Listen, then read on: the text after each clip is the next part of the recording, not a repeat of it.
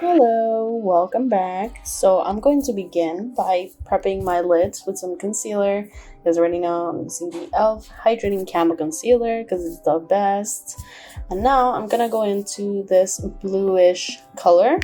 I decided to use this kind of as a start off, but then I decided that I was going to switch that up actually because this was a little bit more, I don't know, it didn't have the right tone, so I went in for these two and I mixed them up and I started placing that right on the inner part of my crease. As you guys can tell, I'm packing it on just so I have that pigment nice and intense, and then I'm starting to blend that out a little bit, but I definitely built that up. And then I went into this like these two purple tone shadows and I started packing that on right on the outer part of my crease. So I started doing kind of the same thing as with the blue, just started packing it up and then blending as I went with the shade.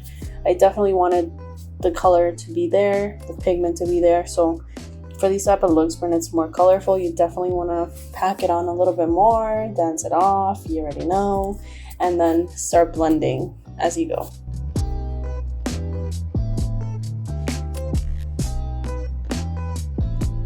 Yeah, I was vibing to some music here, clearly.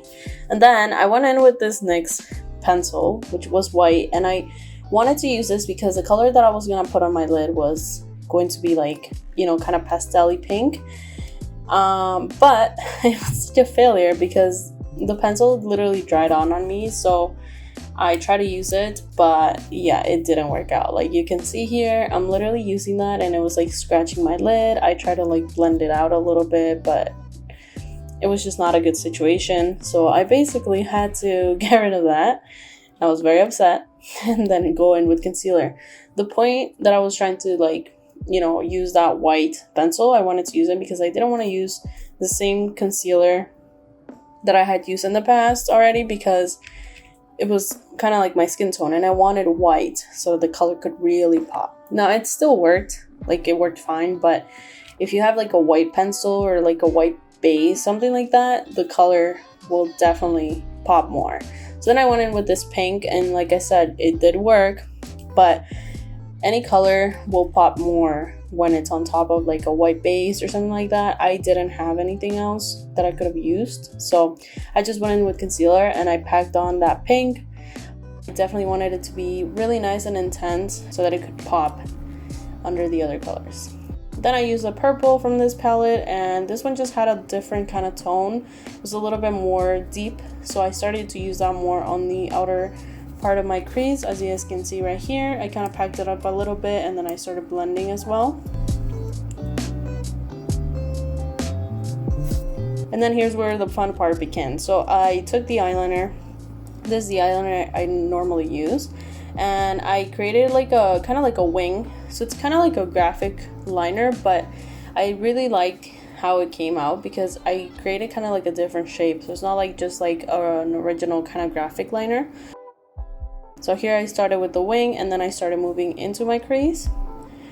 You definitely want to apply more pressure on the outer part of your eyelid, like on your crease, because that's where it's going to be the darkest. So you guys can see here I'm building it up, and then as I get into the inner corner, I'm going to create like a thinner line, almost like it's not going to be as visible because I wanted it to seem kind of like it was fading into my inner corner. So yeah, definitely thicker on the outer part and then thinner as it gets in.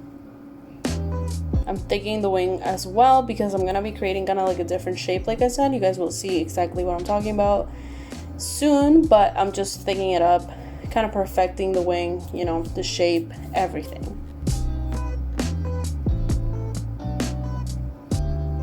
Here's where I was kind of changing the shape a little bit. So instead of it being like a, you know, like a traditional wing, I kind of like curved it out almost. I guess like that's the best way I can explain it. I just kind of curved the whole graphic area of it, and I was just kind of like, you know, making sure the lines were nice and thin, and it was just like perfect. Then I went back to these ones. These are actually like the other one that look almost like whitey. It's like a very pastel purple, so I use that to kind of lighten it up a little bit, make it a little bit more pastel-y. And then I went back to the blue ones and I just kind of intensified that a little bit. Now that I had the liner there, I just kind of wanted to bring back the colors.